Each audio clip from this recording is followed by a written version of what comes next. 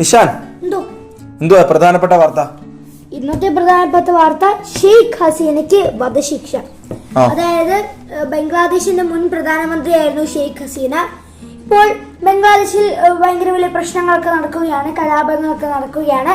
അതിനെ തുടർന്ന് ഇപ്പോൾ ബംഗ്ലാദേശിന്റെ മുൻ പ്രധാനമന്ത്രിയായ ഷെയ്ഖ് ഹസീനയ്ക്ക് വധശിക്ഷ വിധിച്ചിരിക്കുകയാണ് ബംഗ്ലാദേശ് ക്രിമിനൽ കോടതി.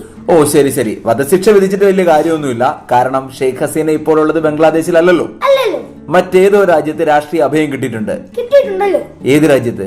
ഇന്ത്യയാണ്. ഇന്ത്യയാണ് ഇപ്പോൾ ഷെയ്ഖ് ഹസീന ഉള്ളത്. ഇന്ത്യയിൽ നിന്ന് ഷെയ്ഖ് ഹസീനയെ തിരിച്ചു കിട്ടണമെന്ന് ബംഗ്ലാദേശിലെ ഇടക്കാല ഗവൺമെന്റ് ആവശ്യപ്പെട്ടിരിക്കുന്നു. ആ ഇടക്കാല ഗവൺമെന്റിന് നേതൃത്വം കൊടുക്കുന്നത് ആരാണ്? മുഹമ്മദ് യൂനിസ്. അദ്ദേഹം ഗ്രാമീൺ ബാങ്ക് ഒക്കെ സ്ഥാപിച്ച ചെറിയൊരു നോബൽ പ്രൈസ് കിട്ടിയിട്ടുള്ള പാവങ്ങളുടെ ബാങ്കർ എന്നൊക്കെ അറിയപ്പെടുന്ന ആള്, സമാധാനത്തിന് നോബൽ പ്രൈസ് കിട്ടിയിട്ടുള്ള ആളാണ് മുഹമ്മദ് യൂനിസ്. പിന്നെ ഒരു കാര്യം, ഫെബ്രുവരിയിൽ ബംഗ്ലാദേശിൽ തെരഞ്ഞെടുപ്പ് നടക്കാനിരിക്കുകയാണ്. ഇനി വധശിക്ഷ നടപ്പാക്കിയാലും ഇല്ലെങ്കിലും ഷെയ്ഖ് ഹസീനയുടെ പാർട്ടിയുടെ പേരെന്താ?